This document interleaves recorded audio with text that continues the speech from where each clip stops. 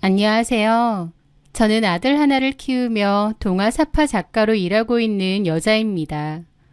저는 제 삶이 제가 그리는 동화책처럼 언제나 따뜻하고 행복한 결말을 맺을 거라고 믿어 의심치 않았어요. 다정하고 가정적인 남편과 눈에 넣어도 아프지 않을 아들 도연이, 그리고 저를 아껴주시는 시부모님까지. 저의 결혼 생활은 평온하고 잔잔하고 행복했습니다. 아니, 그렇다고 믿었습니다. 사실은 너무나도 추악하고 더러운 일들이 저도 모르게 일어나고 있다는 사실을 까마득히 모른 채 말이죠. 저의 동화같이 행복하고 잔잔했던 결혼 생활에 스며든 그 악몽 같은 이야기, 그 이야기를 지금부터 해보려고 합니다. 어느 평범했던 오후, 하원한 아이와 놀이터를 가서 여유로운 시간을 보내고 있었을 때였습니다. 그때 저희 아들은 5살이었고 미끄럼틀 타는 걸 특히 좋아했었죠. 혼자 놀겠다고 하기에 저는 아들을 지켜보며 벤치에 앉아 있었습니다. 그런데 가만 보니 한 여자가 저희 아들에게 다가가더군요. 단정하게 묶은 머리에 수수하지만 고급스러워 보이는 옷차림, 그리고 사람을 편안하게 만드는 선한 인상을 가진 여자였습니다. 그 여자도 자신의 아이랑 같이 놀이터에 나온 것 같았는데 그 집 아이는 저희 집 아들보다 좀 더 작아 보이더라고요. 그 여자는 저희 아들에게 가방 속 젤리를 건네며 뭐라고 얘기를 하는 듯 했습니다. 아마 자기 아이와 함께 놀자고 말을 거는 듯 했죠. 저도 자리에서 일어나 웃으며 다가갔어요. 고맙습니다. 도연아, 젤리 주셨는데 감사합니다. 인사했어? 제 말에 그 여자가 웃으며 그러더라고요. 네, 방금 인사하더라고요. 아이가 참 똘똘하고 웃는 게 너무 예쁘네요. 몇 살이에요? 5살이에요. 어머, 그렇구나. 우리 진우는 3살인데. 그 여자 옆에 있는 작은 아이도 너무 귀엽더라고요. 좀 쑥스러운지 엄마 다리 옆에 꼭 붙어 있었죠. 저희 아들은 진우랑 같이 놀고 싶어 하기에 같이 놀라고 했습니다. 놀이터에서 만나서 같이 노는 일은 흔한 일이었으니까요. 둘은 금세 어울려 신나게 놀기 시작했고 저는 그 여자와 아이들을 지켜보며 자연스레 대화를 나누게 되었습니다. 이 아파트 사세요? 아, 네. 저는 저쪽에 210동 살아요. 사실 이사 온 지 한 달밖에 안 됐어요. 어머, 그러셨구나. 아이 이름이 뭔가요? 도연이에요. 이름 이쁘네요. 저희 아이는 진우예요. 도연이는 여기 아파트 어린이집 다니나 봐요. 거긴 괜찮나요? 네, 자연 체험 활동이 잘 되어 있어서 아이가 좋아해요. 선생님들도 좋으시고요. 진우도 어린이집 찾으시나 봐요? 네, 이제 이사 와서 아직 안 다니고 있거든요. 좀 알아보려고요. 그 여자는 엄청 싹싹하게 얘기를 잘하더라고요. 저희는 육아라는 공통 분모가 있기 때문에 처음 만난 사이지만 서로 얘기가 잘 통했습니다. 자기 이름을 강효정이라고 밝힌 그 여자는 저보다 2살이 많은 언니더라고요. 효정 언니는 괜찮으면 연락처도 좀 달라고 했죠.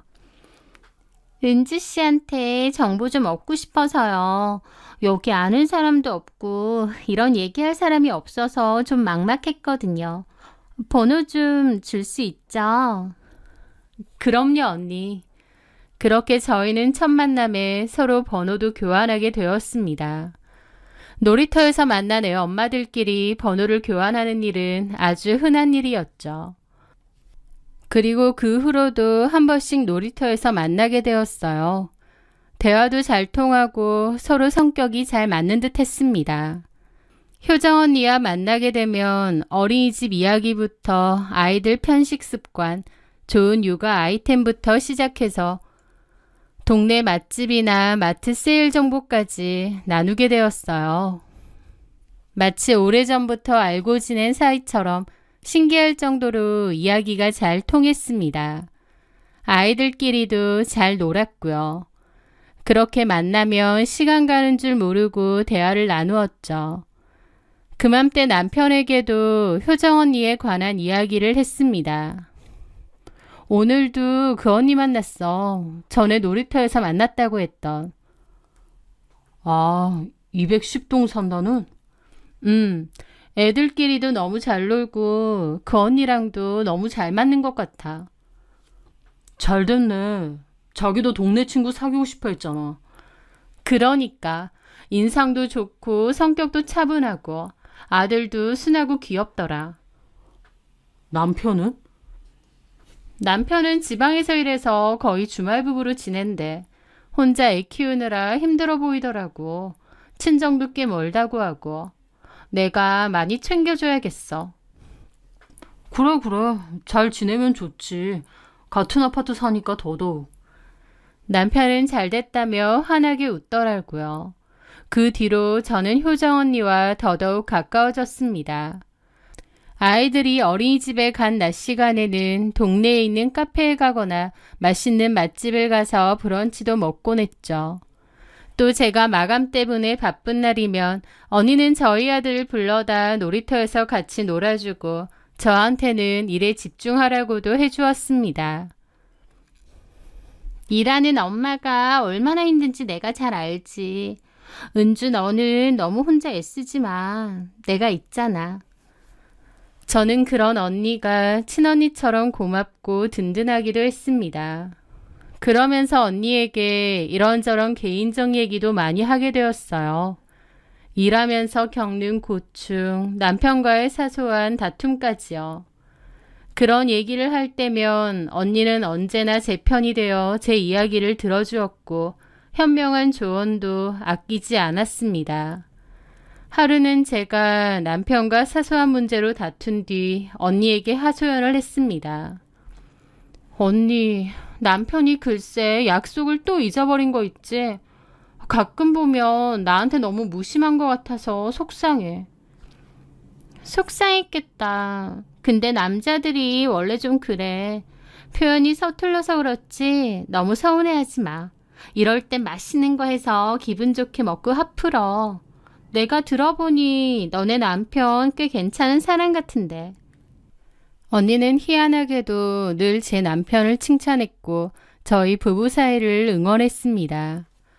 저는 그런 언니 덕분에 남편과의 관계도 더 돈독해진다고 믿었습니다. 그 믿음이 얼마나 어리석었는지도 모른 채 말이죠. 며칠 뒤 저는 고마운 마음에 언니와 진우를 저희 집에 정식으로 초대했습니다. 언니, 매번 밖에서 볼 게 아니라 집에 놀러와. 어머, 그래도 될까? 그럼. 언니는 고맙다며 초대에 응했습니다. 약속날 언니는 예쁜 케이크 상자를 들고 저희 집을 방문했습니다. 그녀는 집안을 둘러보며 연신 감탄했습니다. 와, 확실히 이 집은 정말 크고 좋다. 우리 집하고 다르네.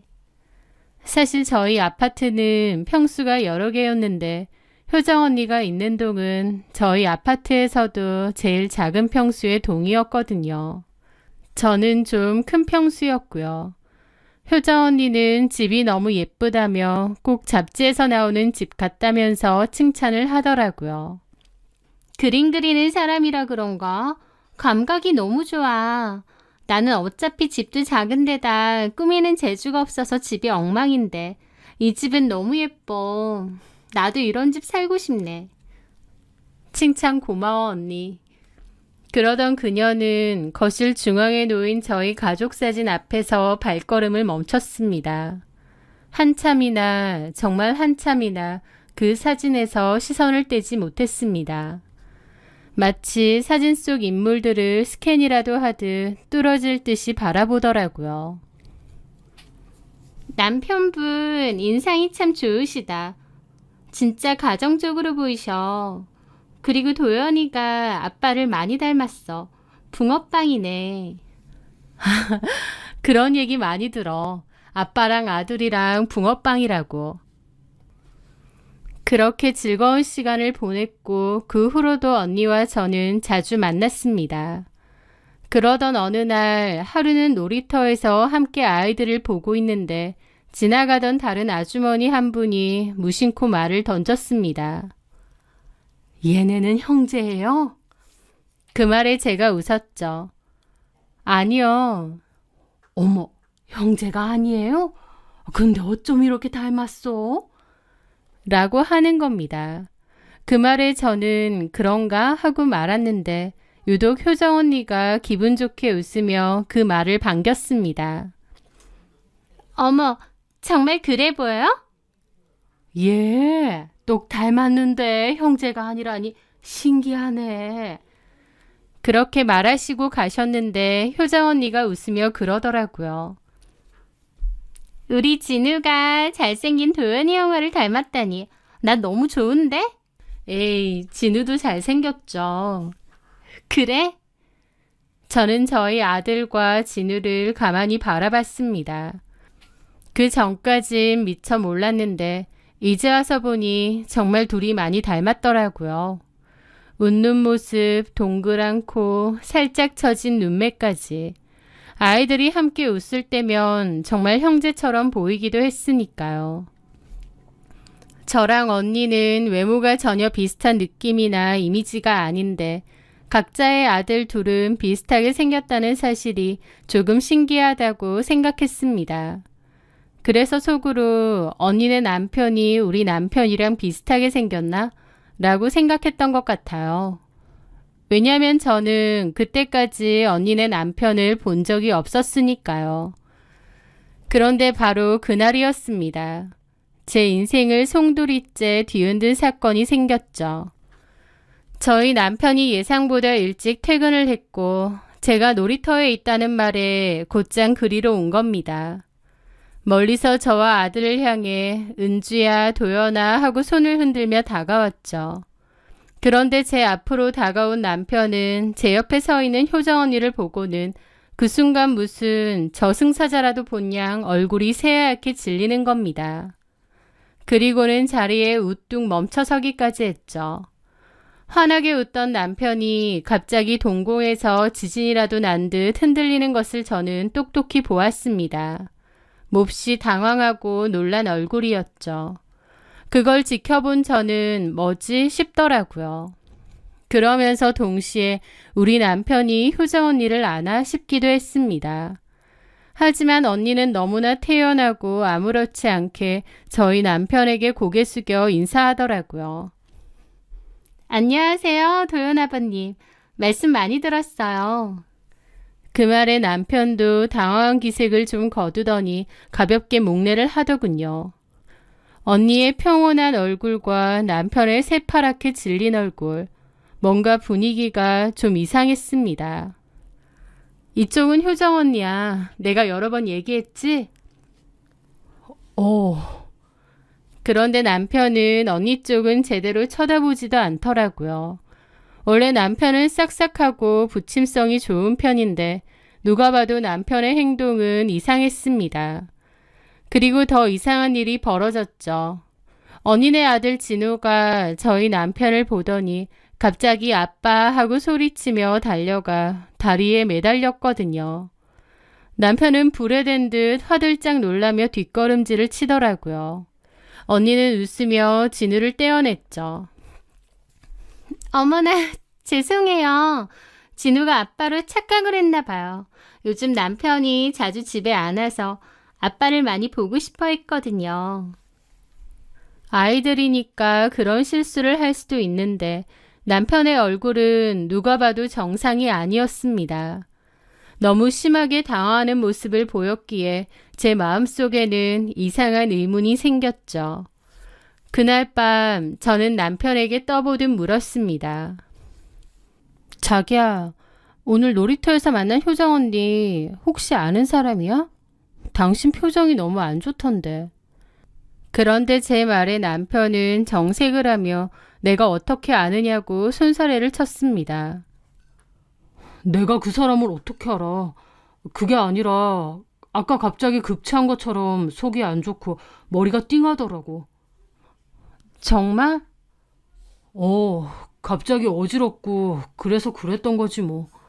그거 위험한 거 아니야? 심근경색 뭐 이런 증세 아니냐고. 그런 건 아닌 것 같고 그냥 급체기가 좀 있었던 것 같아. 지금은 괜찮고 병원 안 가도 돼? 병원까지는 뭐 이제 좀 낫긴 한데. 근데 자기야, 음. 그 언니랑 요즘 많이 친하게 지내지? 효정 언니? 어. 아, 남편 얘기도 들었어? 전에 말했잖아. 주말 부부라고. 왜? 나한테 솔직히 말해봐. 효정 언니 아는 사람이지? 그런 거 아니라니까. 갑자기 또 급체기가 올라온다. 아무래도 나 좀 쉬어야겠어. 그래 그럼. 남편의 말에 좀 석연치 않은 기분도 있었지만 몸이 안 좋다고 하니 그런가 보다 했습니다. 아까 얼굴이 파랗게 질린 게 급체기 때문인가 싶기도 했죠. 그런데 그날 새벽이었습니다. 저는 원래 한번 자면 누가 업어가도 모를 정도로 잘 자는데 그날은 이상하게 잠이 깼어요. 그리고 옆을 더듬어 보니 남편이 옆에 없더라고요. 이 사람이 어디 갔지 싶은 생각이 들면서 잠이 확 깨는 겁니다. 그렇게 밖으로 나가봤는데 작은 방에서 남편이 누군가 통화하는 소리가 들려왔죠. 이 새벽에 도대체 누구랑 통화를 하지 싶었는데 문틈으로 새어나오는 남편의 목소리는 잔뜩 화가 나 있었습니다. 미쳤어? 뭐 어쩌자는 거야? 같은 말들이 희미하게 들려왔습니다. 뭐지 싶어서 문을 열자 남편은 귀신이라도 본 듯 소스라치게 놀라며 황급히 전화를 끊었습니다. 안 자고 누구랑 통화해? 무슨 일 있어? 남편은 당황한 얼굴로 언제 일어났냐면서 더듬거리는 거예요. 그리고선 회사 일 때문에 통화할 게 좀 있었다면서 얼른 자자며 제 등을 떠밀었죠. 하지만 이 늦은 시간에 회사 사람과 저런 통화를 한다는 것이 말도 안 되고 남편이 뭔가를 속이고 있다는 확신이 들었습니다. 저는 다음 날 남편이 출근 전 씻으러 간 사이 남편의 휴대폰을 몰래 봤는데요. 그런데 어제 새벽 시간에 통화 기록이 깨끗하게 지워져 있는 겁니다. 오히려 통화 기록이 지워져 있는 걸 보고 심장이 쿵 하고 내려앉았어요. 분명 새벽에 통화하는 걸 들었는데 그 기록을 지운 거니까요.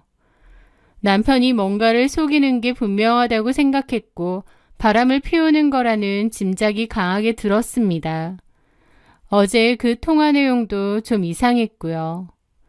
세상 다정하고 가정적이라고 생각했던 남편이 딴짓을 한다니 이걸 어떻게 받아들여야 될지도 모르겠고 앞으로 뭘 어쩔지도 모르겠더라고요. 저는 그날 효정 언니를 만나 눈물을 글썽이며 남편의 이상한 행동에 대해 이야기했습니다.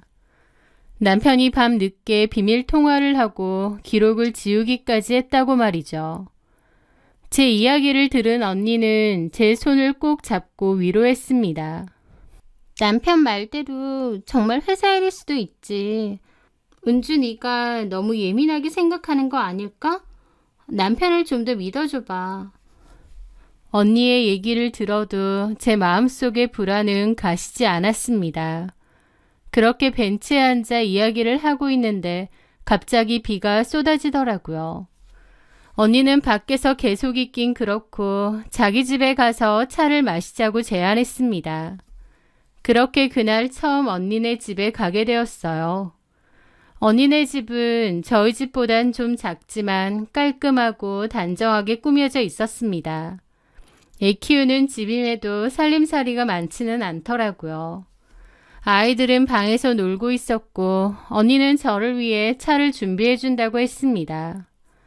저는 집을 구경해도 되냐고 물었고 언니는 그러라고 하더라고요.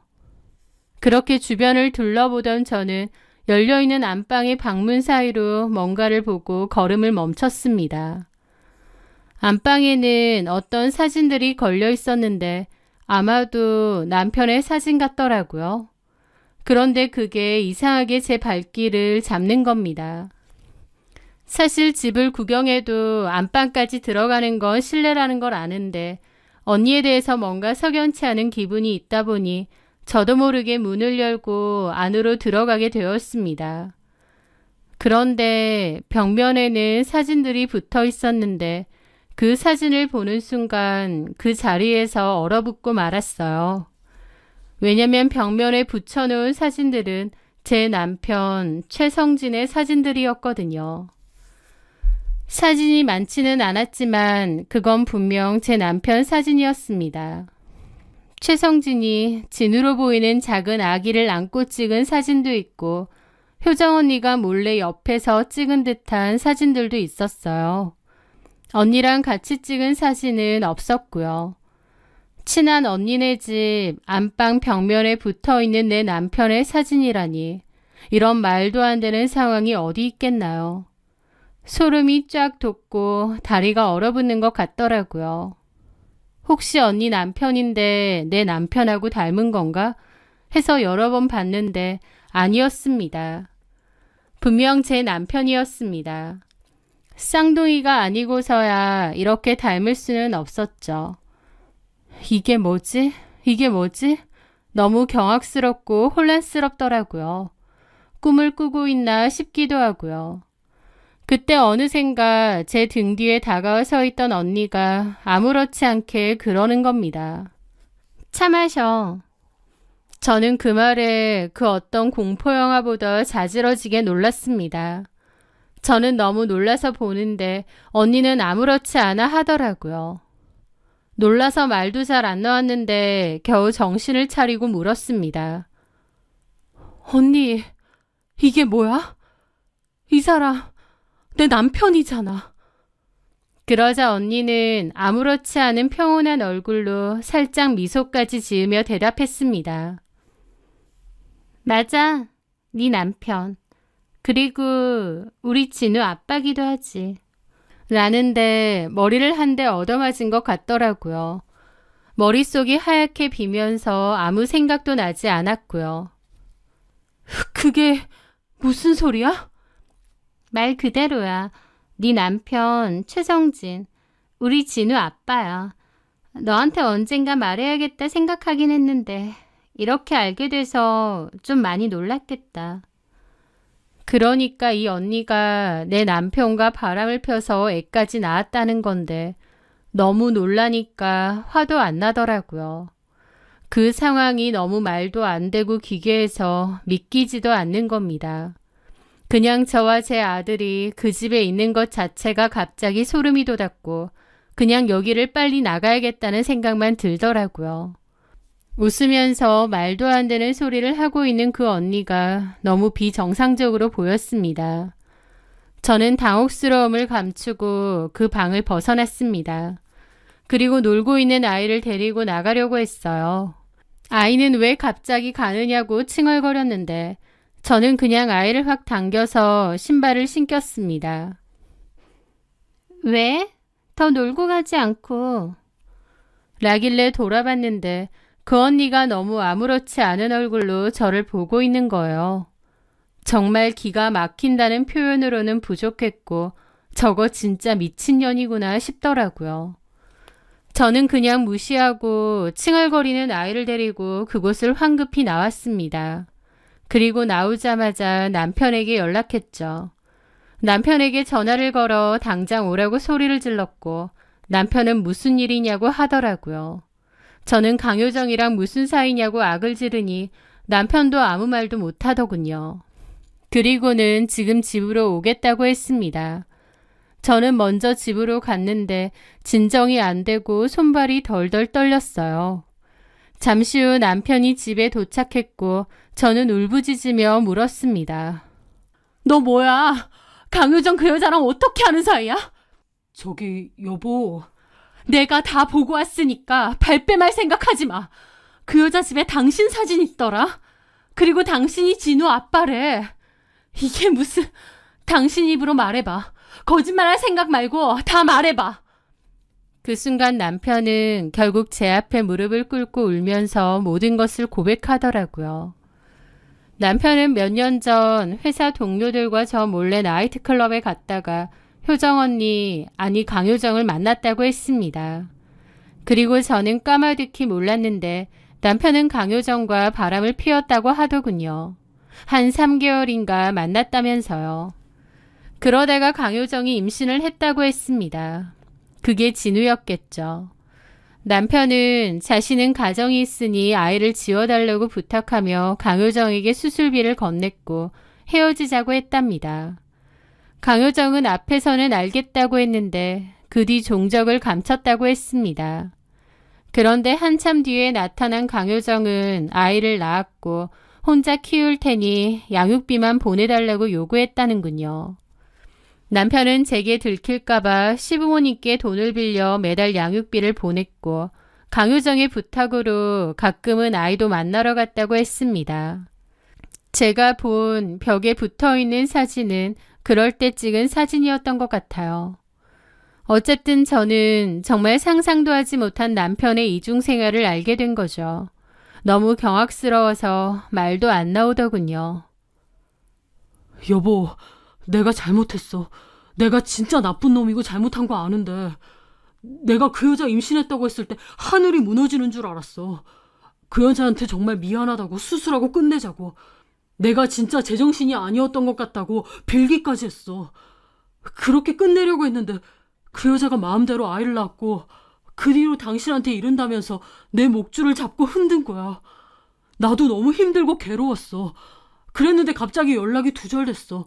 그래놓고 갑자기 이런 식으로 나타난 거라고. 놀이터에서 그 여자 마주쳤을 때 나 진짜 기절하는 줄 알았어. 그 여자 정상이 아니야. 당신한테도 일부러 접근한 것 같아.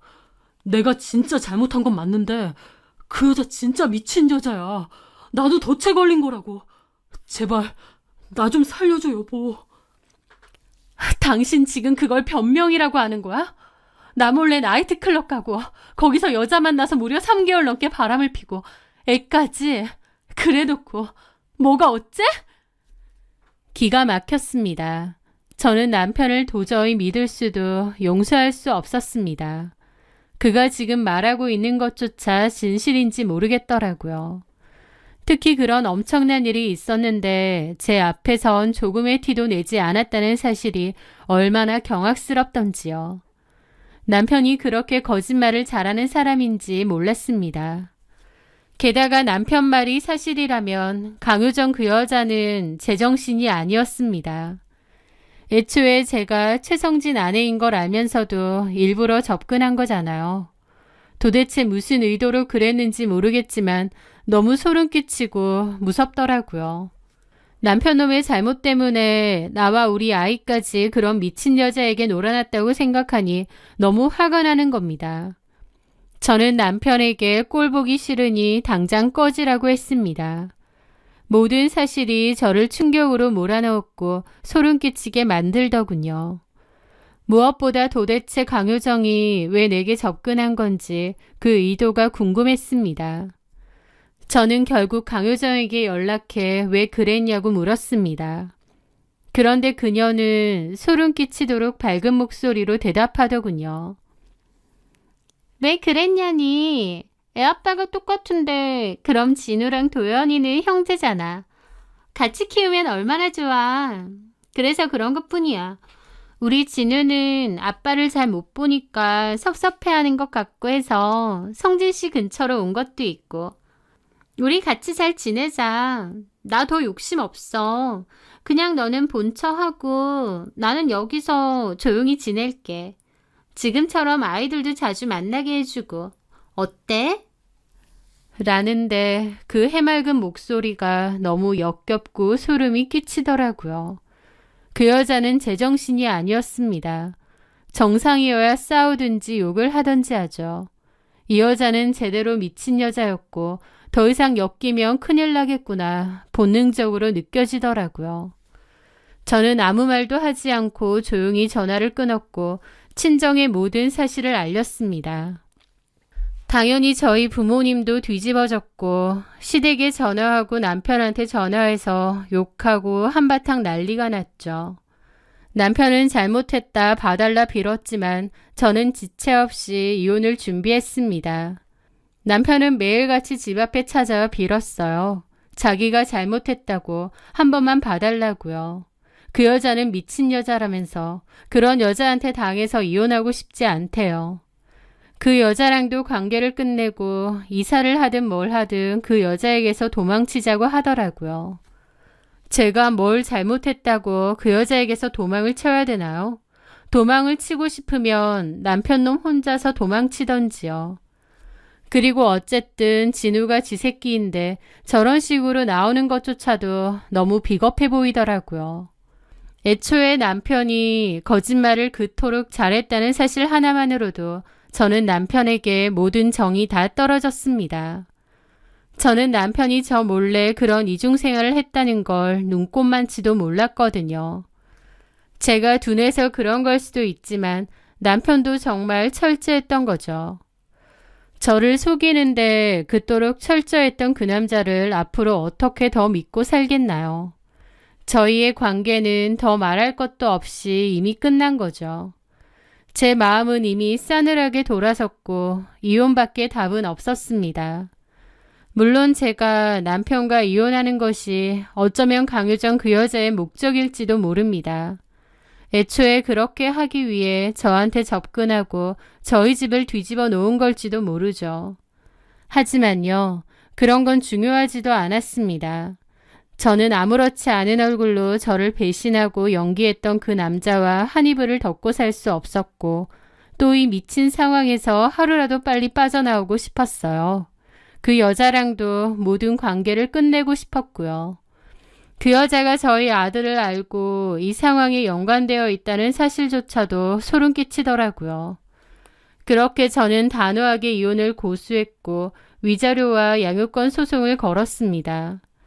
변호사를 통해 모든 절차를 진행했고 남편이나 시댁과의 연락은 철저히 피했죠.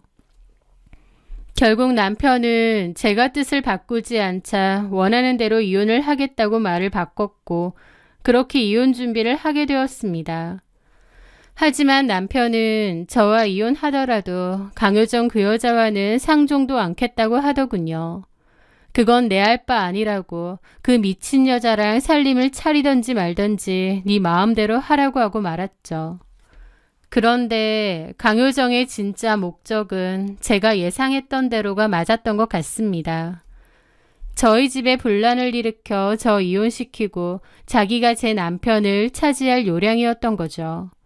그런데 제 남편은 저랑 이혼하든 안 하든 강효정하고는 절대 재혼하거나 만나지 않겠다고 나오니 그 얘기를 들은 강효정은 미쳐 날뛰었던 것 같더라고요.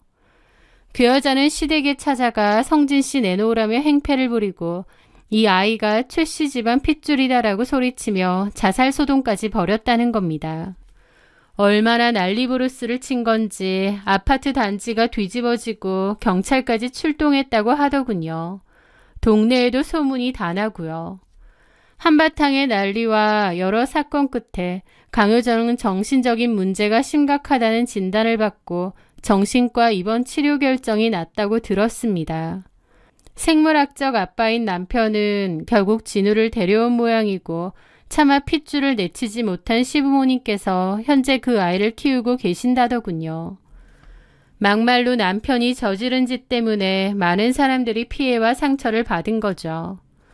남편은 뒤늦게 자기 행동을 너무나 후회한다면서 처절하게 후회하고 술에 빠져 산다고 했습니다. 시부모님이 얘기를 해주셔서 알게 되었는데 죄송하지만 이런 일로 전화 주시지 말았으면 좋겠다고 시부모님도 끊어냈습니다. 본인이 저 속이고 바람 피우고 외도한 여자가 임신하니 돈 주고 애 지우라고 하고 그런 소름 끼치는 짓 다 해놓고 이제 와서 불쌍한 척하는 게 더 어이없더라고요. 그는 여러 일의 여파로 결국 회사까지 그만두고 망가진 자신의 삶을 후회하며 산다고 들었던 게 마지막이었습니다. 그렇게 저는 이혼하게 되고 제가 알던 행복한 결혼 생활은 환상처럼 산산조각이 났습니다. 당연히 저도 너무 힘들고 괴롭고 왜 나한테 이런 일이 일어났을까 밤을 새며 슬퍼한 적도 많았죠. 하지만 이 일을 제가 피한다고 해서 피할 수 있었겠나요? 남편이 바람 피우는 것도, 그 상간녀가 임신을 한 것도, 또 그 상간녀가 어떤 의도를 가지고 저한테 접근한 것도 제가 피하고 싶다고 피할 수 있었던 게 아니라는 걸 깨달았습니다. 마치 교통사고처럼, 불의의 사고처럼 그냥 저에게 일어난 사고일 뿐인 거죠. 내 잘못이 아니다 그렇게 생각하며 마음을 다잡으려 노력했습니다. 그리고 저에게는 돌봐야 할 저의 소중한 아이도 있었기에 계속 신세한탄하며 분해하고 괴로워할 수는 없더라고요. 그 미친 인간들과 더 이상 엮이지 않은 것만으로도 다행이라고 생각하기로 했습니다. 강효정 그 여자도 제정신이 아니었던 여자였고 저희 남편에 대한 집착이 엄청났었잖아요. 막말로 나중에 눈 뒤집혀서 저나 저희 아이에게 해코지를 할 수도 있었던 상황 같더라고요. 그렇게 생각하니 그 전에 알게 된 거, 그리고 어쨌든 이렇게 깨끗이 끝을 낸 게 차라리 다행이구나 싶기도 합니다. 그리고 지금 생각해도 참 신기한 건 강효정이랑 지낼 때 그 여자에게서 어떤 이상한 점을 몰랐다는 것입니다. 정신적으로 그토록 문제가 있었다면 티가 났을 텐데 그저 저에게는 상냥하고 착한 동네 언니일 뿐이었거든요. 사람의 진짜 속마음은 알 수 없다는 게 지금 생각해도 너무 무섭긴 하네요. 남편과 그려나가던 제 결혼 생활이라는 동화는 찢겨져 버렸지만요. 이제는 제 아들 도연이와 저 둘만의 새로운 이야기를 그려나가려 합니다. 더 이상 예쁘고 따뜻한 색이 아닐지라도 적어도 진실된 색으로 말이죠. 아들과 함께 씩씩하게 살아나갈 제 앞날을 많이 응원해 주셨으면 좋겠습니다. 제 사연 들어주셔서 감사합니다.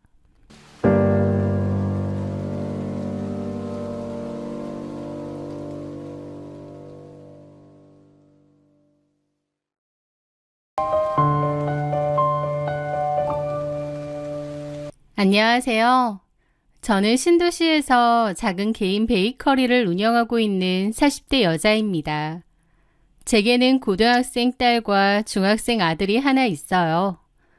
저는 오늘 제 결혼 생활을 송두리째 뒤흔들었던 콩가루도 이런 콩가루가 없는 시댁의 이야기와 그 지긋지긋한 인연을 끊어낸 제 이야기도 해보려 합니다.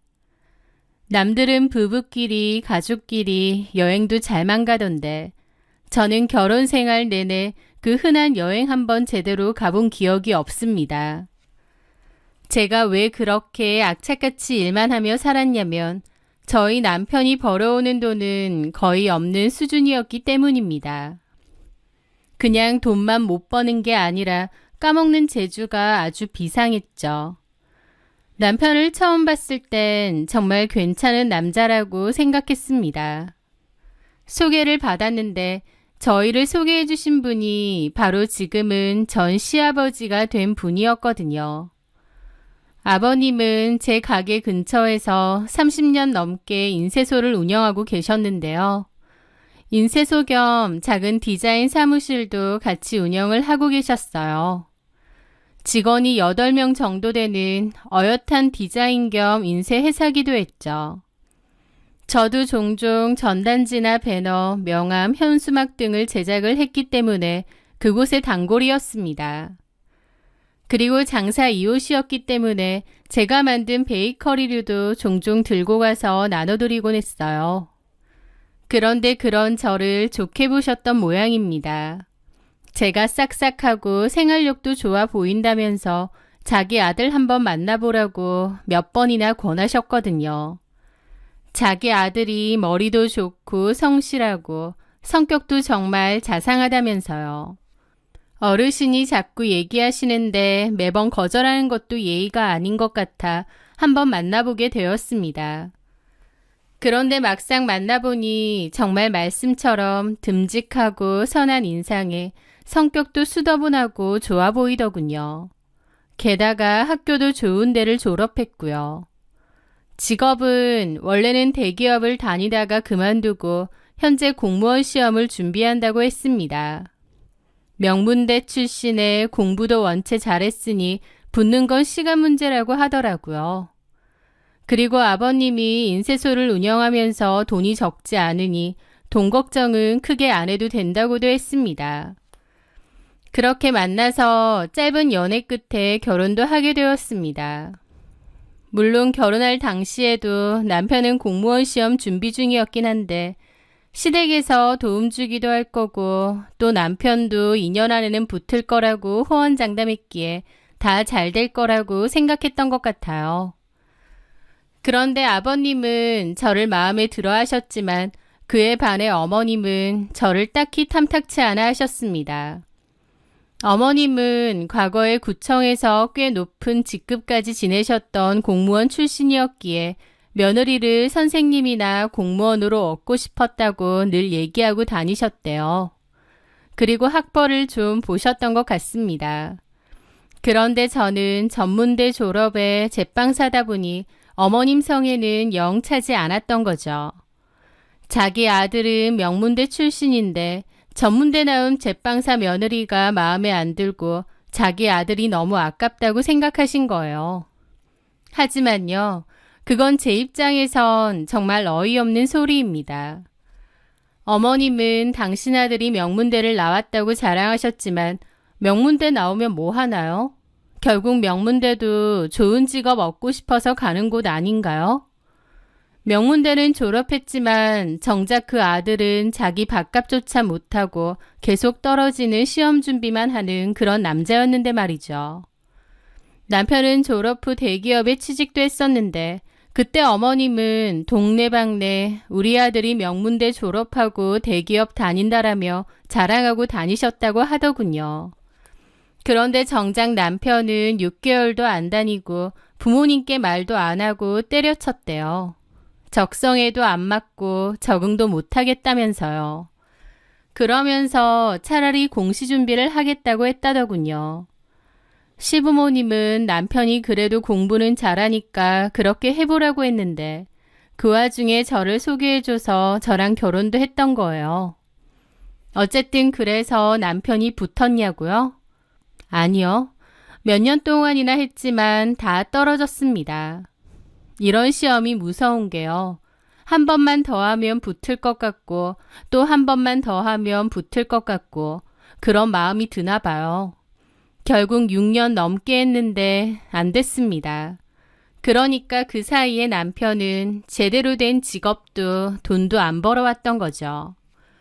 제가 실질적인 가장이었고 좀 부족한 돈은 말씀드리면 시댁에서 도와주는 형식이었습니다. 주변에선 저보고 남편은 무슨 일 하느냐 물어보면 공무원 시험 준비한다고 대답해야 했는데 그게 좀 민망할 때가 많더라고요. 어쨌든 그러다가 남편은 결국 포기를 했습니다. 저도 이제 그만하라고 설득했고 남편도 안 된다는 걸 깨달은 모양이었어요. 그 후에 사업을 한다고 했고 시부모님은 그거라도 해보라고 돈도 대주셨는데요. 사실 그 사업 아이템 얘기를 듣자마자 저는 반대했습니다. 그때 당시 유행하던 VR 게임 사업인가를 하겠다고 했거든요. 너무 유행하는 아이템이기도 해서 저는 좀 아닌 것 같다고 말렸죠. 그런데 남편은 자기 부모님이 돈 대주는 거고 자기가 하고 싶은 걸 하겠다며 그리고 무조건 잘 될 거라고 호언장담했습니다. 초반엔 잘 됐죠. 그때 한창 유행이었던 때가 있었다 보니 잘 된 시기도 있었고 남편은 그것 보라며 거들먹거리기도 했습니다. 그런데요, 그 유행이라는 게 얼마나 빨리 지나가나요? 초기만 반짝 잘 되다가 결국 잘 안 됐죠. 안 되면 빨리 접기라도 해야 하는데 사장님이라는 허울은 좋았던 건지 꾸역꾸역 버티다가 결국 초기 사업 자금 다 날려먹고 빚까지 생겼습니다. 그걸 옆에서 모두 지켜보고 있던 저는 속이 뒤집어졌죠. 남편은 남편으로서, 가장으로서 역할을 전혀 하지 못하고 있었습니다. 주변에서는 그래도 시댁이 잘 사니까 시댁에서 좀 도와주니까 낫지 않냐는데 차라리 시댁 도움 안 받아도 되니 남편이 온전히 책임감을 가지고 가정을 이끄는 게 맞는 거죠. 남편은 철딱서니가 없어도 너무 없었습니다. 가게 월세도 못 내면서 가게에 있는 VR 기계로 자기 친구들 불러서 게임이나 하고 있었으니까요. 그리고 시댁에 매번 손 벌리는 것도 얼마나 염치 없고 민망한가요. 결국 생활비는 내가 다 번다는 생각으로 악착같이 일했죠. 아침 일찍부터 밤 늦게까지 케이크 주문을 받고 굽고 포장하며 제 몸이 부서져라 일했습니다. 인건비 아껴가면서요.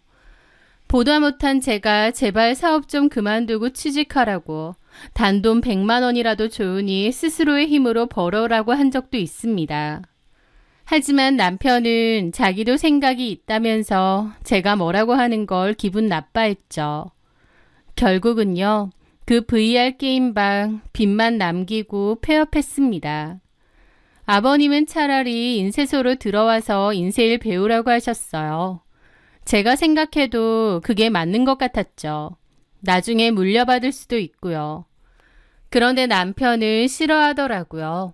자기가 명문대 나오고 공부도 오래 했는데 결국 아빠 및 인쇄소 일하는 게 너무 아깝답니다. 여전히 정신 못 차린 거죠. 그러더니 그 뒤로 또 정신 못 차리는 아는 형과 동업을 하겠답니다. 저는 그러지 말고 아버님 밑에 들어가서 일 착실하게 배우라고 설득했어요. 번듯한 인쇄소에 작지만 디자인 회사까지 끼고 있는데 거기서 일 제대로 배우는 게 낫다고요. 그런데 남편은 인쇄소는 하다 안 되면 마지막이라고 하더라고요. 그러니까 남편에게는 최후의 보루 같은 곳이었죠. 해보고 싶은 거 다 해보다가 안 되면 돌아갈 수 있는 그런 곳이요. 혼자 살면 그런 거 다 해보고 도전해봐도 좋습니다. 부모님이 뒷바라지 해준다는데 얼마든지 해도 되죠. 문제는 혼자가 아니잖아요. 와이프도 있고 자식들도 있고. 그런데도 남편은 여전히 철딱서니 없이 행동하더라고요. 그걸 지켜보면서 저는 아버님이 이래서 나를 며느리 삼고 싶어 했나 싶었습니다. 자기 아들이 공부는 잘해도 세상 물정 모르고 철딱서니도 전혀 없으니 그런 자기 아들 대신해서 생활비 벌고 가정을 건사해줄 그런 며느리를 원하셨던 건가? 그런 생각까지 드는 겁니다. 한마디로 자기들 대신 아들 뒷바라지 해주고 챙겨줄 여자요. 물론 선택은 제가 했지만 그 생각을 하면 속이 갑갑해지더라고요. 남편이 마냥 해맑고 착하고 서글서글하다고 생각했는데요. 막상 살아보니 속 터졌습니다. 어쨌든 그렇게 남편은 아는 형과 함께 동업도 한다고 했는데요. 네, 역시나였습니다. 동업은 무슨 사기 같은 거였어요. 그 아는 형이라는 사람은 저희 남편을 이용만 한 거더라고요. 사업에 필요한 자금이니 뭐니 핑계로 돈 야금야금 타내고 결국 제대로 된 일 한 것도 없이 사업은 끝났습니다. 사업도 아니죠. 그냥 사기였습니다. 동업까지 했던 그 형님이 남편의 이름으로 대출까지 받게 한 뒤 그 모든 사업 자금을 들고 그대로 해외로 도망가 버렸거든요. 남편은 뒤늦게서야 제 앞에서 그걸 다 털어놓으면서 모든 게 끝났다고 말하더군요. 그동안 남편이 사고를 쳐도 사업병에 걸렸어도 그래도 내 남편이니까 내 아이의 아빠니까 꾹꾹 다 참아왔는데 도저히 못 참겠더라고요. 남편 꼴도 보기 싫었습니다. 평범하고 하루하루 희망차게 살던 제 인생까지 힘들게 만들고 하루하루 스트레스 받았던 것도 너무 원망스러웠습니다. 그래서 이제 어쩔 건데? 미안해. 내가 정말... 됐어. 그 말 이제 지겨워. 당신 사업한다고 그동안 돈 한 푼 벌어오는 거 없이 살았던 거 알지? 돈도 엄청 끌어쓰고. 나는 당신이랑 결혼해서 내 몸 부서져라 이랬는데 결과가 뭐야? 결국 빚더미네. 나도 사람이야. 나도 지쳐. 저는 그에게 처음으로 진심을 담아 소리를 질렀습니다. 사람에게 진심으로 실망을 하게 되니 못 살겠다는 말이 절로 나오더라고요. 부부지간에도 서로 존경하는 마음이 있어야 하는데 남편이 너무 어리석어 보이고 존경하는 마음은커녕 모질이 같아 보이는 겁니다. 나 더 이상 못하겠다. 내가 이렇게 고생하고 희생하려고 당신 만났어? 내가 당신 부모야? 내가 뭐라고 했어? 그전 VR 사업도 하지 말라고 했고 이번에 것도 하지 말라고 했지. 아니면 최소한 그 형님이라는 사람 어떤 인간인지 제대로 알아보라고 했지. 근데 당신 뭐라고 했어? 그 형님 얼마나 대단한 사람인데 못 믿느냐. 무슨 학교는 어디 나오고 외국에서 무슨 사업을 성공시키고. 아니 상식적으로 이미 그렇게 자수성가로 성공했다면서 돈 몇천 없어서 당신한테 빌려달라고 하겠니? 당신은 학창시절에 공부도 잘했다면서 그런 기본적인 생각은 안 들어? 나 진짜 이제 못 해먹겠다. 제 말에도 남편은 입이 대빨 나와서 저를 노려보더라고요. 내가 비록 사업에 실패를 했지만 내가 일부러 그랬어? 그 자식이 각 잡고 사기치는 걸 내가 무슨 수로 당해? 아직도 정신 못 차렸어? 아직도 남 탓이야? 와, 진짜 하나밖에 없는 와이프까지도 나를 이렇게 괄시하고 진짜 더럽고 치사해서 못 살겠다. 나 믿어주는 사람 아무도 없어. 그러면서 그 길로 집을 뛰쳐나갔습니다. 무슨 사춘기 아들도 아니고 저도 속에 채기라도 얹힌 것처럼 갑갑하더라고요. 그런데요. 얼마 뒤 저는 가슴 철렁한 전화를 받게 되었습니다. 남편이 그 길로 나가서는 스스로 목숨을 끊을 거라고 시도를 했다는 거예요. 물론 시도에만 그쳤을 뿐인데 병원에서 연락을 받고 식겁을 했죠. 저는 놀라서 병원으로 뛰쳐가고 역시나 연락을 받은 시부모님도 병원으로 왔습니다. 누워있는 남편을 본 어머님은 눈이 돌아서 저에게 삿대질을 하며 따지셨죠. 네가 우리 아들 보고 뭐라고 했지? 네가 뭘 했다고 내 아들을 잡길 잡아? 니네 부족한 생활비 어쨌든 우리가 다 대줬잖아. 우리 아들 잘못됐으면 어쩔 뻔했어. 제가 저렇게 안 풀리는 것도 결국 따지고 보면 다 너 때문이야. 네가 뭐 그렇게 우리 명우한테 도움을 줬다고 애를 잡아 잡기를. 하면서 맹렬히 저한테 따지시는 거예요. 기가 막히고 서러웠지만 남편이 그런 시도를 했다는 것 자체에 저도 충격이 꽤나 컸기에 아무 말도 하지 않고 가만히 있었습니다. 저도 한편으론 내가 남편한테 그렇게 심했나 싶기도 했고요. 남편이 회복되고 나서 아버님은 다시 얘기하시더라고요. 딴짓 그만하고 팔만 나으면 그냥 인쇄소에 와서 일 배우라고요. 남편은 아무 말도 하지 않았는데 며칠 뒤에 아버님 인쇄소에 출근하겠다고 했습니다. 그리고 저한테도 아버지 회사 출근하겠다고 하더라고요. 저도 알겠다고 하고 그때 내가 너무 심하게 말한 거 미안하다고 했습니다. 그 후 남편은 아버님 인쇄소에 나가기 시작했는데요. 정말 다행히도 그나마 마음을 잘 잡고 다녔습니다. 그러면서 저희 집에도 드디어 평온이 찾아왔죠. 남편이 꼬박꼬박 일하러 나가고 월급을 받아온다는 것이 이렇게 감사한 일인 줄 몰랐습니다. 그렇게 시간은 흘러 2년 정도가 흘렀을 때였습니다. 그맘때 아버님은 이래저래 일이 많다고 인쇄소를 비울 때가 많으셨기에 남편이 거의 사장처럼 운영하고 있을 때였어요. 저는 이제야말로 우리 가족이 안정적인 삶을 살게 되었다고 믿었습니다. 그런데 어느 날 저희 가게 단골 손님이 아주 황당한 이야기를 하더군요. 그 단골 손님은 손님이기도 하지만 저희 딸아이의 친구 엄마이기도 합니다. 딸들끼리도 친한 데다 원래부터 저희 빵집 단골이기도 해서 가깝게 지냈어요. 그런데 그 손님이 한동안은 가게에 안 왔는데 모처럼 왔습니다. 그래서 저는 반갑게 인사를 했죠. 세연이 엄마, 오랜만이에요. 왜 요즘 잘 안 왔어요? 아, 그냥 이래저래 좀 바쁘기도 하고. 그렇구나.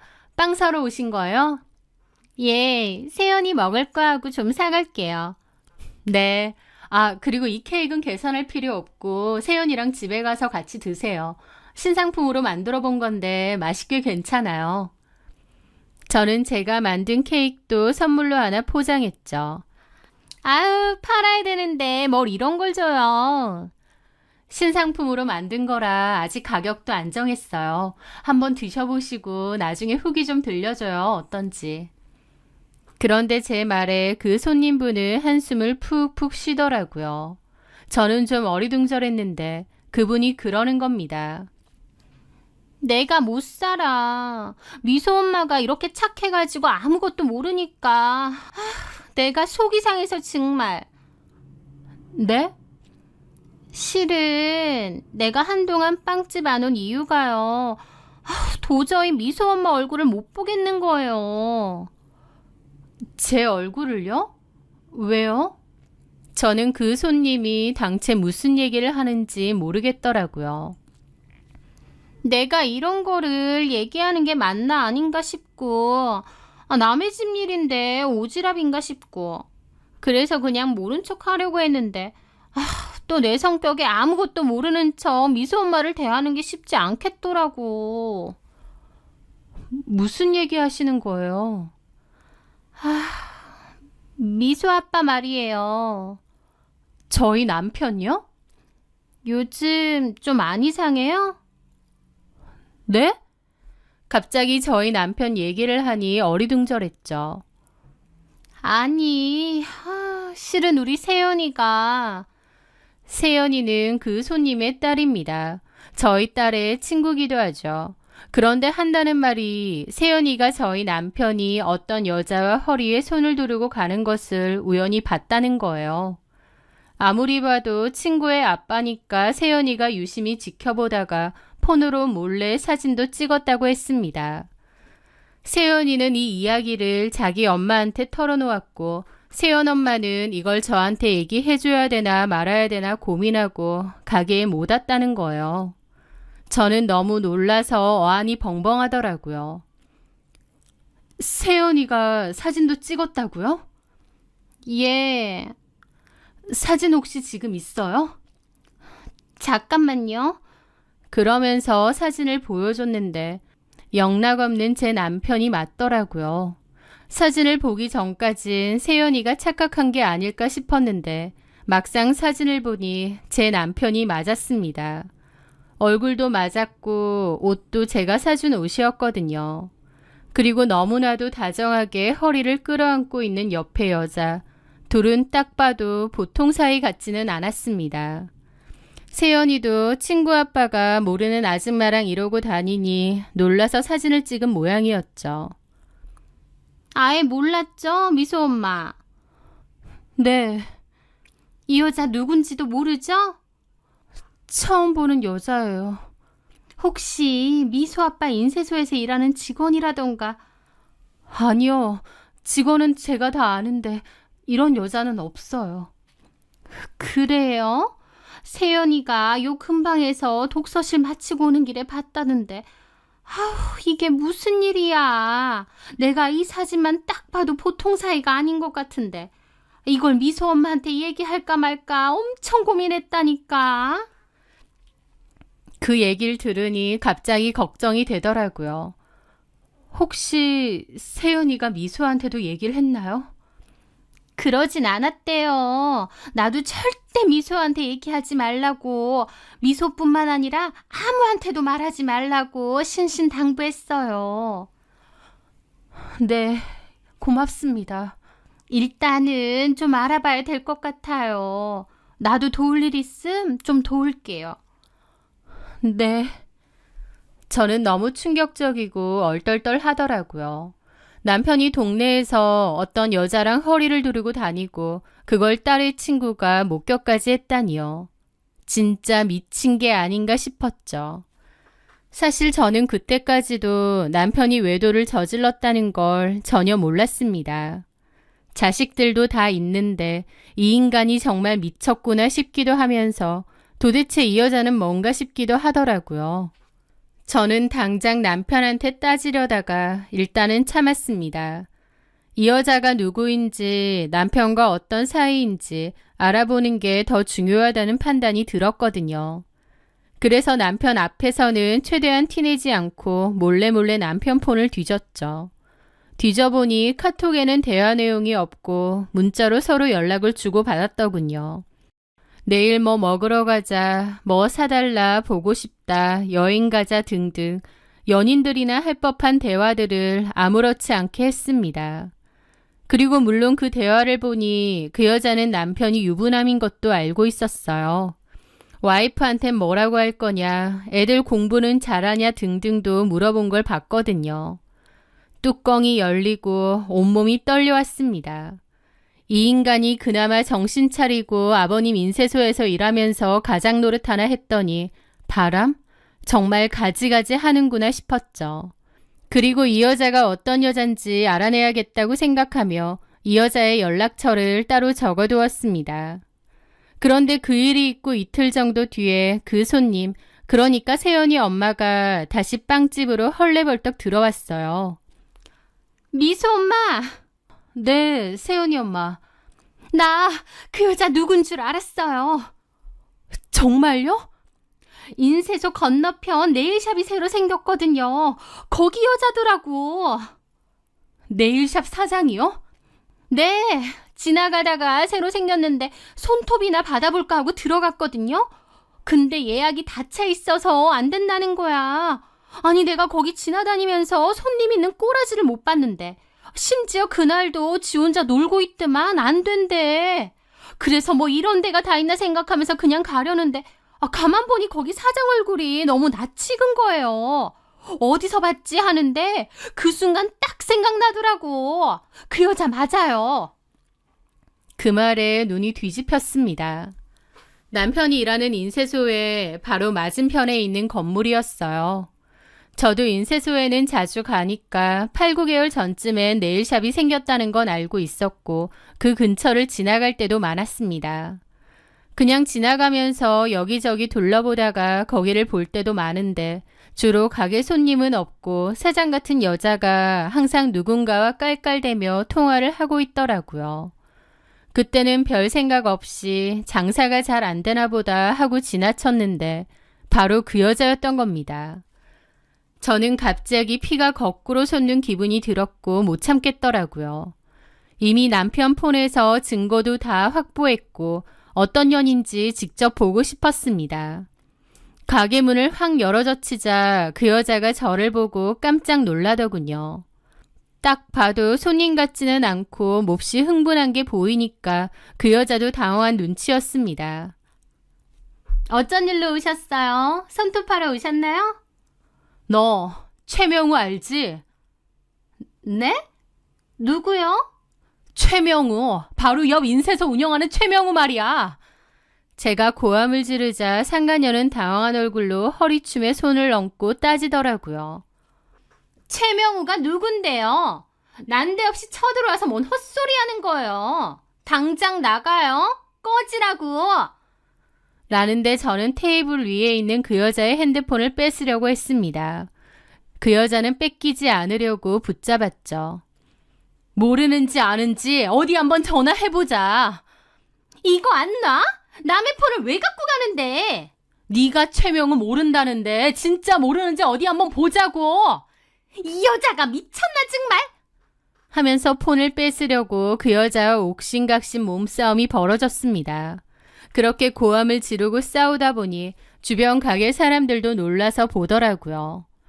저는 그 여자의 핸드폰을 낚아챘고 통화 목록을 훑어보는 순간 바로 인쇄소 힘꾼 오빠라고 최근 통화 목록이 있었습니다. 그걸 보고 저는 뒷목을 잡았죠. 야, 이래도 몰라? 인쇄소 힘꾼 오빠? 이거 완전 미쳤네. 빨리 안 내놔요? 경찰에 신고할까? 해. 어디 동네방네 소문 한번 내보게. 신고해. 어디서 너 방금 내 남편 모른다고 했지? 내가 이 폰으로 전화해볼게. 진짜 모르는지. 하면서 전화를 걸었습니다. 그 여자는 그 와중에 폰 내놓으라고 매달렸는데 저는 제빵 사이를 오래 해서 근육도 많고 힘도 세거든요. 반면 그 여자는 깡말라서 희마리도 없어서 상대도 안 됐습니다. 저는 그 여자를 밀쳐가며 전화를 했고 상대방이 마침 전화를 받았어요. 우리 귀염둥이 왜? 보고 싶어서 전화했어? 라고 하더라고요. 이 여자가 전화한 줄 알고 통화 상대방이 저렇게 받는 겁니다. 그 순간 저는 몹시 당황했죠. 제가 대답을 안 하자 상대방도 이상함을 느낀 건지 그제야 여보세요, 누구세요 하더라고요. 이게 뭐지? 라는 생각과 동시에 핸드폰 화면을 보았습니다. 그런데 그 전화번호는 제 남편 번호가 아니었어요. 너무 황당해서 보고 있는데 그 여자가 그 순간 제 손에 들려있는 핸드폰을 확 채가더라고요. 그 여자의 손톱이 몹시 길었기에 저는 손등에 생채기까지 났습니다. 하지만 손등의 상처보다도 방금 본 연락처의 충격이 너무 컸어요. 그 여자는 저보고 고소하겠다며 악을 쓰면서 꺼지라고 밀쳤고 저는 너야말로 고소 기다리라고 하고 그곳을 일단 벗어났습니다. 너무 놀라고 충격이 커서 좀 어안이 벙벙한 채로 나왔던 것 같아요. 그날 난리 소동이 있었기 때문에 바로 앞건물이었던 인쇄소에서도 다 알았을 겁니다. 비겁한 남편은 연락도 받지 않고 집에도 돌아오지 않았어요. 저는 복잡한 기분으로 뜬 눈으로 밤을 지샜습니다. 남편이 그 여자와 바람을 핀 건 증거를 봤기 때문에 확실히 알고 있었습니다. 그런데 제가 그 여자의 폰에서 본 그 번호, 그것 때문에 머리가 더 복잡하더라고요. 그렇게 남편은 한동안 집에 돌아오지 않았고 연락도 받지 않았습니다. 뭐 어쩌려고 이러나 싶어서 짜증나더라고요. 이혼을 한다 해도 일단 만나야 될 건데 자꾸만 회피하는 겁니다. 하지만 그렇다고 저도 인쇄소로 찾아가서 나와라 마라 하고 싶진 않았어요. 그렇게 며칠간의 답답한 사건이 지난 후 어머님이 저희 집으로 찾아오셨습니다. 어머님은 집에 오자마자 저에게 따지시는 거예요. 너는 어쩜 그렇게 무식하고 우악스럽니? 네? 내가 얘기 전에 듣고 창피해서 너가 아주 동네 떠들썩하게 생난리를 쳤다며? 동네 친구들한테 다 연락 와서 알게 됐다. 내가 쪽팔려서 살 수가 없어. 제가 왜 난리 쳤는지 알고 그러세요? 뭐 그 여자랑 우리 명우랑 좀 만났다고? 좀 만나요? 최명우 유부남이에요. 애 둘 딸린. 그 여자랑 바람난 거라고요. 그런데 그게 그냥 좀 만난 거예요? 유난 네가 그렇게 우악스럽게 행동하니까 우리 마음 여린 명우가 마음을 못 잡고 저렇게 밖으로 도는 거다. 이럴 때일수록 왜 고상하고 우아하게 해결을 못하니 너는? 고상하고 우아요? 어머님 같으면 그게 되세요? 왜 안 돼? 사람이 마음이 날뛸수록 오히려 좀 차분하게 대응을 해야지. 어디 무슨 시장통 아줌마 마냥 쫓아가서 생난리를 쳐? 그것도 얼마나 난리법석을 떨었으면 동네방네 소문이 다 나냐고. 너 우리 집 개망신 주려고 작정한 거야? 어머니, 저한테 어쩜 이렇게 말하세요? 최명우 바람 폈고 그걸 알게 된 제 심정이 어떻겠어요. 아들 잘못 키워서 미안하는 소리도 아니고 제가 그 여자한테 가서 난리친 게 부끄러우세요? 어머님 지금 저한테 이러시는 게 말이 된다고 생각하세요? 내가 좀 전에도 말했지만 우리 명우 얼마나 착하고 순한 애인 줄 아니? 근데 너같이 억척스럽고 사나운 여자랑 사니까 애가 얼마나 마음 두고 살기 힘들었겠어. 웃기지 말라 그래요. 그런 인간이 결혼하고 내내 가장 노릇커녕 돈만 날리고 사기당하고 그러고 산대요? 뭐? 웃기지 마.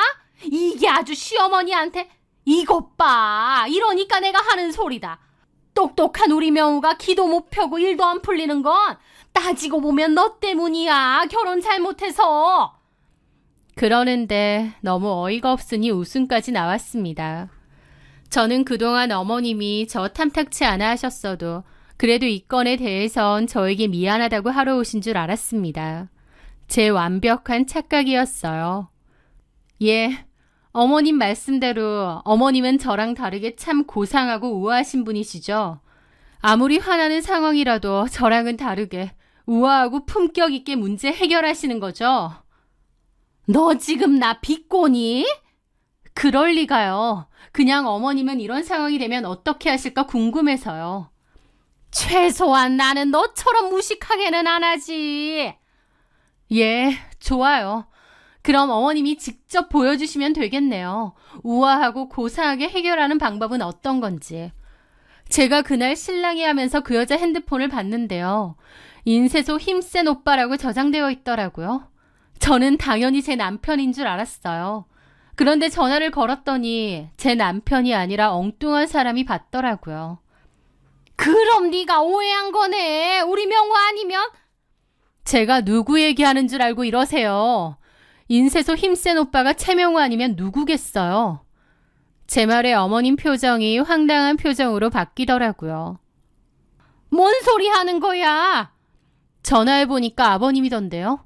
그 여자 폰으로 전화를 하니까 아버님이 전화를 이렇게 받으시더라고요. 우리 귀염둥이 왜? 라고요. 그 상간녀한테 귀염둥이라고 하시나 봐요. 그 상간녀는 아버님을 힘센 오빠라고 하고요. 네, 제가 그때 그 여자 폰을 보다가 멈칫했던 이유가 바로 그거였습니다. 통화 목록에 인쇄소 오빠라고 되어 있어서 당연히 저희 남편 연락처인 줄 알고 전화를 걸었는데 뜬금없이 아버님이 전화를 받으셨던 거예요. 전화번호도 아버님 거고요. 그러니 제가 얼마나 놀라고 당혹스러웠겠나요. 그날 집으로 와서 곰곰이 생각해봤는데 결론은 하나였습니다. 그 상간녀는 저희 남편도 만나고 있었지만 저희 아버님까지도 만나고 있었던 거예요. 그리고 잠깐이었지만 제가 그 여자의 핸드폰을 뺏었잖아요. 그때 봤는데 통화 목록에 무수히 많은 오빠들이 있더라고요. 그 말인즉슨 저희 남편, 저희 아버님뿐만 아니고 그 여자가 만나는 남자가 한둘이 아니라는 겁니다. 도대체 뭐 하는 여자인지 모르겠더라고요. 겉으론 네일샵 한다고 했는데 딱히 손님 있는 건 못 받고 온갖 남자들 연락처는 수두룩하고 하여튼 저희 남편보다 아버님 연락처가 있다는 게 더 충격이었는데 저도 이걸 어머님께 말해야 되나 아니면 함구해야 되나 고민을 했거든요. 그런데 어머님이 와서 제 속을 아주 박박 긁어대시는 겁니다. 그러니까 저도 열받아서 다 얘기한 거죠. 저는 상황 파악이 안 됐는지 어리둥절해하는 어머님께 그랬습니다. 어머님이 이제 보여주세요. 아버님도 그 여자랑 그렇고 그런 사이 같은데 어떻게 하면 고상하고 우아하게 그리고 품격 있게 이 문제를 해결할 수 있는지요. 제 말이 끝나자마자 어머님은 그제야 상황 판단이 다 되신 것 같았습니다. 갑자기 얼굴이 벌개지더니 기막혀 하시더라고요. 너 지금 그게 진짜야? 네, 제가 직접 봤어요. 그게 말이 되니? 너 지금 홧김에 아무 소리나 하는 거 아니야? 니네 아버님이 그럴 사람이야? 저도 이 일이 있기 전에는 미소 아빠 그런 인간인지 몰랐습니다. 그때 어머님 표정이란 어머님은 얼굴에 핏기가 다 사라지더라고요. 아들이 바람 폈음에도 며느리만 탓하고 잡으려고 왔는데 사실은 그 상대가 자기 남편하고도 불륜 사이라니 이런 기막히고 쇼킹한 일이 어디 있겠나요. 어머님은 비틀거리면서 갑자기 아버님한테 전화를 걸었습니다. 여보세요. 난데 당신 그 네일샵인가 하는 그 여자랑 무슨 사이야? 아니 명우랑 바람났다고 해서 미소애미가 그 가게 가서 뒤집어 엎었잖아. 동네방네 떠들썩하게. 근데 미소애미가 나한테 그러네. 그년이랑 당신이랑도 무슨 사이라고. 그거 사실이야? 사실인지 아닌지 그것만 말해. 하면서 어머님이 파들파들 떨면서 고래고래 따지시는 겁니다. 좀 전까지 저한테 고상하고 우아하게 해결하라 하시던 어머님인데 참 우습더라고요. 진짜 아니야? 근데 왜 그년 핸드폰에 당신이 저장돼 있어? 뭘 집에 와서 얘기해? 지금 말하면 되지. 오호라, 반응 보니까 뭐가 있긴 한가 보네. 여보세요? 여보세요? 아버님은 전화를 끄는 모양이었습니다. 어머님은 흥분을 감추지 못하고 그 길로 뛰쳐나가더라고요. 저는 잠깐 어머님을 따라갈까 하다가 말았습니다. 나중에 들어보니 이번엔 어머님이 그 네일샵 달려가서 그 상간녀 머리끄댕이 잡았대요. 인쇄소에서 사람들 와서 말리고 난리도 아니었답니다. 그 상간녀가 폭행당했다고 어머님 고소까지 하고요. 저한테 고상하고 우아하게 해결하라던 어머님은 그 누구보다 흥분해서 폭력까지 쓰며 문제를 해결하시더라고요. 어쨌든 그 일로 동네가 다 뒤집어졌습니다. 저에 이어 어머님까지 한바탕 난리가 나니 소문이 안 날 수가 없었죠. 그러는 과정에서 그 여자가 동네에 상당히 많은 남자들과 연관되어 있다는 사실도 뽀록이 났습니다. 부동산 사장, 정육점 사장에 고시 준비한다는 편의점 알바생까지. 그 후에 그 여자는 가게 문 닫고 바로 자취를 감췄죠. 누군가 그 상간녀의 과거를 알아냈는데 원래 업소 여자였다고 했습니다. 그러다가 나이가 점차 들면서 업소 일을 거의 잘리다시피 그만둔 것 같고 그 후로 네일 일을 배웠나 봐요. 그런데 집어넣게 못 준다고 네일 아티스트로 마음 잡고 성실히 일할 생각은커녕 겉으로 가게만 차려놓고 동네 남자들한테 치근덕거리고 만나고 스폰 받고 그랬다고 하더라고요. 손톱 만져주고 비 맞춰주면서 여자들한테 몇만 원 받는 것보다 남자들 적당히 구슬려서 몇십만 원, 몇백만 원 뜯어내는 게 그 여자에겐 더 쉬운 일이었을 테니까요. 저번 동네에서 그랬다가 도망 온 건데 저희 동네에서 또 그런 거죠. 그 일이 일파만파 퍼지면서 동네에 있는 모든 남자들은 다 의심의 눈초리를 받아야 했습니다. 그렇게 온 동네가 뒤집어졌고 저는 남편과 끝을 냈습니다. 그때 얼마나 오가는 말들이 많았는지 다시 생각하고 싶지도 않네요. 어쨌든 우여곡절 끝에 이혼하고 제가 아이들을 책임지고 지내게 되었습니다. 남편 없이 저 혼자 아이들을 건사한다는 게 그리 힘든 건 아니었어요. 왜냐면 어차피 결혼 생활 내내 거의 저 혼자 벌어서 아이들을 건사했잖아요. 그러면서 아이들 케어나 집안 살림도 제가 전적으로 책임졌었고요. 오히려 남편이라는 혹만 떨어져 나간 거지 이혼이라고 별반 달라질 것도 없더라고요. 다만 재산분할과 더불어 위자료도 받아냈기에 그 돈으로 제 가게를 좀 더 괜찮은 위치로 이전은 했습니다.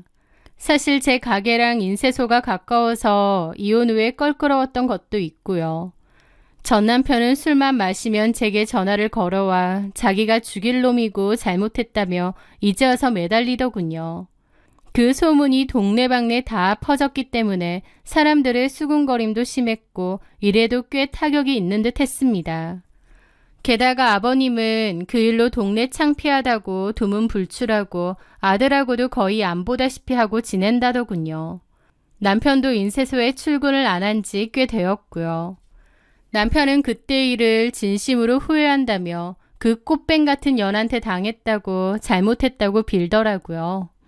하지만 저는 아이들의 아빠로서 당신 역할만 제대로 하라고 나한테 당신은 아무것도 아닌 사람이라고 못을 박았습니다. 이혼당하고 가족들에게도 외면당하고 돈도 없어서 빌빌거리면서 산다지만 본인이 저지른 죄의 대가를 받는 것이니 제가 더 이상 신경 쓸 이유는 없었죠. 그 상간녀는 어떻게 되었냐고요? 제 남편, 저희 아버님뿐만 아니라 숱한 남자들하고 만남을 가져오고 대가를 받아왔잖아요. 그렇기에 상간에 관한 민사소송은 물론 성매매 관련 조사까지 받으러 다녔다고 하더라고요. 그 여자가 물어줘야 되는 위자료도 상당하다고 들었고요. 어쨌든 모든 험난한 일이 끝이 나고 이제야 비로소 다시 안정이 되어가고 있는 것 같습니다.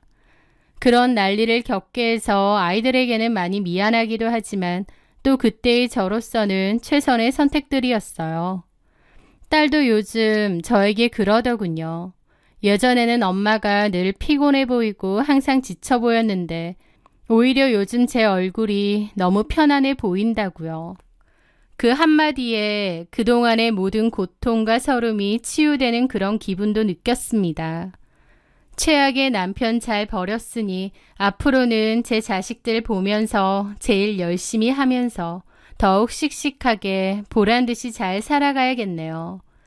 제 사연 들어주셔서 감사합니다.